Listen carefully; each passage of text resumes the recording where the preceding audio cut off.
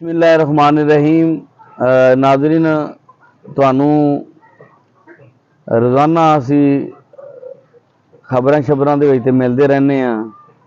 किसी सालगिरह दे विच, किसी खुशी दे विच, किसी गमी दे विच, किसी ना किसी खबर के हवाले नाल तुसीं सानूं स्क्रीन ते वेंदे रहंदे हो। इंसान नूं कुछ अपने वास्ते भी करना चाहिए। ਜ਼ਰੂਰੀ ਨਹੀਂ ਹੈ ਕਿ ਤੁਸੀਂ ਜਿਹੜੇ ਕਾਰੋਬਾਰ ਕਰਦੇ ਹੋ ਉਹਦੇ ਵਿੱਚ ਸਿਰਫ ਤੁਹਾਡੀ ਜ਼ਾਤ ਹੀ ਮਹਦੂਦ ਰਹਿ ਜਾਵੇ। ਤੇ ਮੇਰੇ ਕੋਲ ਅੱਜ ਅਲੀ ਸਨੈਨ ਸਾਹਿਬ ਆਏ ਨੇ।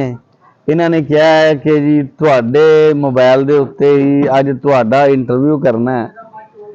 ਤੇ ਇਹ ਇੰਟਰਵਿਊ ਦਾ ਤੇ ਬੜਾ ਮੁਨਫਰਦ ਇੱਕ ਸਟਾਈਲ ਹੈ। ਤੇ मैं ਤੁਹਾਨੂੰ ਵਿਜ਼ਿਟ ਕਰਵਾਉਣਾ ਵਾ ਅੱਜ ਆਪਣਾ ਡੇਰਾ ਤੇ ਤੁਹਾਨੂੰ ਵਿਖਾਣੇ ਆ ਜਨਾਬ ਅਸੀਂ ਕਿ मैं अपनी रौनक वास्ते की रखा होया है। यह खुडा यह पिंजरा है, इहदे विच मुर्गियां रखियां ने ते जिहड़ियां मतलब कि प्योर देसी ब्रीड है। इस पिंजरे दे विच असी बत्खा रखिया हुई जड़ियां ने वो नज़र आन रही ने। तो यह सारी जिम्मेदारी जी है भाई तालब निभाता है और ये सारी रौनक नूं दुबाला किया होया। यह बत्खा रखिया ने तो यह खरगोश ने, खरगोश इस टाइम खा पी के ना थले चले गए ने। तो चाचा मोहम्मद सैन इन्हें भी रौनक लाई हुई है इत्थे पूरी। बत्खा ने चाचा मोहम्मद सैन मैनू ये दस कि कारोबार दे विच ज़्यादा फायदा है कि बिजनेस दे विच ज़्यादा फायदा है? कारोबार जड़ा बिजनेस है ना, इधर आओ, टुरे आओ। बिजनेस अपनी जगह ते, कारोबार अपनी जगह ते। अच्छा जे कारोबार जड़ा है ये माशाअल्लाह कारोबार अच्छा चल जाए ये वर्गी गल ही कोई नहीं है। लखां रुपये तुसीं कमा सकते हो। अच्छा मैनू ये दसो कि रोजाना की बुनियाद के उत्ते लोग लखां रुपया ला के बाहर जान रहे ने रोजाना 2019-20 तो जड़ा रोजाना लखां के हिसाब नाल पासपोर्ट बन रहे ने। हर तीसरा बंदा बाहर जान रहा है। ये की वजह है? ये साडे मुल्क दे विच राणा साहब है कि भी साडे मुल्क दे विच इत्थे बेरोजगारी बहुत है, महंगाई बहुत है। इसकी वजह करके लोगों को और इत्थे कारोबार नहीं मिलता। लोग फिर बाहर चले जाते हैं, उत्थे अपनी मेहनत मजदूरी करते हैं। जिन्होंने कोल वसाइल ने, पैसा है, वो फिर अपने उत्थे कारोबार कर सकते हैं वो अपने। अच्छा इत्थे केड़ा जिहड़ा एक गरीब आदमी है जिहदे कोल मतलब कि कोई 50,000 रुपये की रेंज है, वो अपने गुजर बसर वास्ते इत्थे की करे? कोई आइडिया है तुहाडे देन च? राणा साहब इन्ने नाल तां कुछ भी नहीं होंदा। एक रकम ही अमाउंट ही बहुत थोड़ी करना, जरा स्किप कर। ते पैसे तो वाहवा लगते हैं, किन्ने को पैसे लगे ने? साढ़े जी माशाअल्लाह बथेरे इन्ने पैसे लग गए ने। अच्छा ते बाहर बेटे ने भिजवाया है, 3 साल हो चले ने उन्होंने बाहर गए तो लंदन भेजा जी। असी उन्होंने यूके यानी कि लंदन उत्थे भिजवाया है। अच्छा तुहाडे कोल ते वसाइल हैगे सन, तुसी रिटायरमेंट दे भी पैसे सन, कोई जमीन भी सी, सारा जी जी माशाअल्लाह। जिन्हां दे कोल पैसे नहीं हैगे वो दसो की करन? जिन्हां राणा साहब वो ये करना कि 50,000 या लाख रुपया नाल इत्थे घर बैठे काम चल सकता है।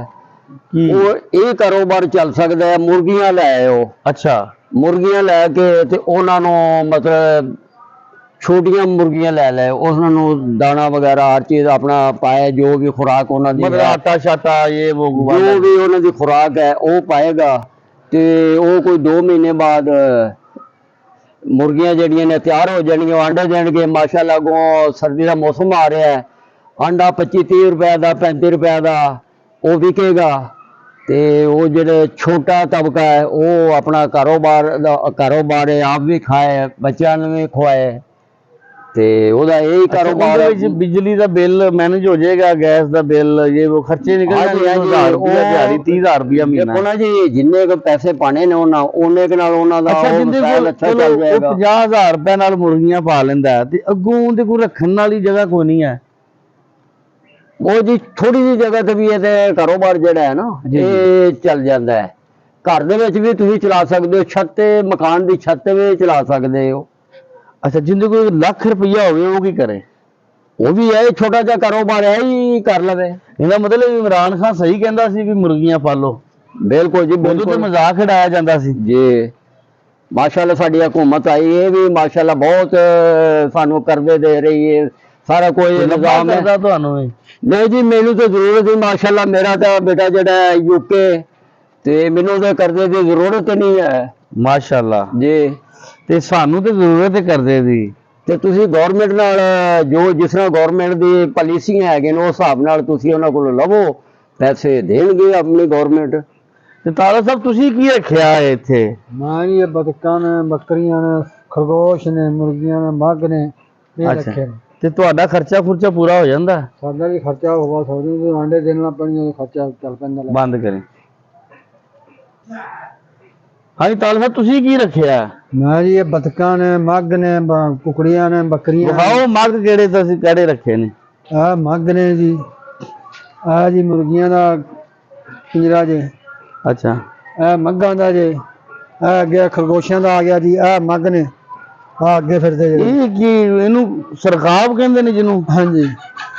ਤੇ ਇਹ ਆਂਡੇ ਦਿੰਦੇ ਨੇ? ਇਹ ਜੀ ਆਂਡੇ ਅੱਗੋਂ ਹੁਣ ਦੇਣ ਲੱਗ ਪੈਣ ਦੇ ਆਂਡੇ। ਉਂਝ ਕਿੰਨੇ ਦਾ ਆਂਡਾ ਇਹਦਾ? ਇਹਦਾ ਆਂਡਾ 100 ਰੁਪਏ ਦਾ? 100 ਰੁਪਏ ਦਾ ਇੱਥੇ ਕੋ ਆਂਡਾ ਹੁੰਦਾ ਇਹਦਾ। ਤੇ ਤੁਹਾਨੂੰ ਆਪਣਾ ਰਾਣਾ ਤੁਸੀਂ ਕਿੰਨੇ ਆਂਡੇ ਤੁਹਾਡੇ ਮਾਸ਼ਾਅੱਲਾ ਜਿਹੜੇ ਨੇ ਹੋ ਜਾਂਦੇ ਨੇ? ਸ਼ੁਕਰ ਹੈ ਰੱਬ ਦਾ ਜੀ, ਲੱਖ ਸ਼ੁਕਰ ਹੈ।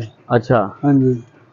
ਤੇ ਤੁਸੀਂ ਕੀ ਜਿਹੜੇ ਲੋਕ ਬੇਰੋਜ਼ਗਾਰ ਨੇ ਉਹਨਾਂ ਨੂੰ ਕੀ ਮਸ਼ਵਰਾ ਦਿਓਗੇ? ਉਹਨਾਂ ਨੂੰ ਇਹ ਦਿਆਂਗੇ ਜੀ, ਇਹ ਛੋਟੇ ਜਾਨਵਰ ਰੱਖ ਲਵੋ, ਇਹਦੇ 'ਚ ਫਾਇਦਾ। ਹਾਂਜੀ, ਇਹ ਛੋਟੇ ਜਾਨਵਰ ਹੈ। ਮਤਲਬ ਕਿ ਇਹ ਵਿਖਾਓ ਜੀ, ਇਹ ਵੀ ਦਿੰਦੀਆਂ ਨੇ ਜੀ ਜਨਾਬ ਬਤਖਾਂ ਵੀ? ਹਾਂਜੀ ਹੈ? ਹਾਂਜੀ, ਇਹ ਵੀ ਬਤਕਾਂ ਵੀ ਦਿੰਦੀਆਂ ਨੇ। ਇਹ ਬਤਕਾਂ ਨੇ ਜੀ। ਇਹਨਾਂ ਨੂੰ ਪਾਉਂਦੇ ਪੁੰਦੇ ਕੀ ਹੋ? ਇਹਨਾਂ ਨੂੰ ਜੀ ਖੁਰਾਕ ਹੀ ਪਾਈ ਦੀ ਹੈ ਜੀ। ਅੱਛਾ, ਫੀਡ ਪਾਉਂਦੇ ਹੋ? ਹਾਂਜੀ। ਫੀਡ ਤਾਂ ਮਹਿੰਗੀ ਨਹੀਂ ਪੈਂਦੀ? ਰੋਜ਼ਾਨਾ ਇੱਕ ਬਤਖ ਕਿੰਨੇ ਦੀ ਫੀਡ ਖਾ ਜਾਂਦੀ ਹੈ? 10-15 ਰੁਪਏ ਦੀ ਖਾ ਜਾਂਦੀ ਹੈ? ਹਾਂਜੀ, ਇਹਨੂੰ ਵੀ ਖਾ ਜਾਂਦੇ। ਨਾਜ਼ਰੀਨ, ਅੱਜ ਤੇ ਅਸੀਂ ਵੀਡੀਓ ਬਣਾਈ ਹੈ ਐਵੇਂ ਸ਼ੁਗਲਨ, ਤੇ ਅਗਲੀ ਵੀਡੀਓ ਅਸੀਂ ਤੁਹਾਨੂੰ ਮੁਕੰਮਲ ਬਣਾ ਕੇ ਤੁਹਾਨੂੰ ਇਹਨਾਂ ਬਤਖਾਂ ਦੀ, ਇਹਨਾਂ ਕੁਕੜੀਆਂ ਦੀ, ਇਹਨਾਂ ਬੱਕਰੀਆਂ ਦੀ, ਇਹਨਾਂ ਬੱਕਰਿਆਂ ਦੀ, ਇਹਨਾਂ ਵੱਛਿਆਂ ਕੱਟਿਆਂ ਦੀ ਰਹਿਮਦੀ ਦੇ ਬਾਰੇ ਦੱਸਾਂਗੇ। ਉਦੋਂ ਤੱਕ ਸਾਡਾ ਇੰਤਜ਼ਾਰ ਕਰੋ। ਸ਼ਾਹ ਸਾਦਕ, ਡੇਲੀ SSC ਪੰਜਾਬ। ਅੱਲਾ।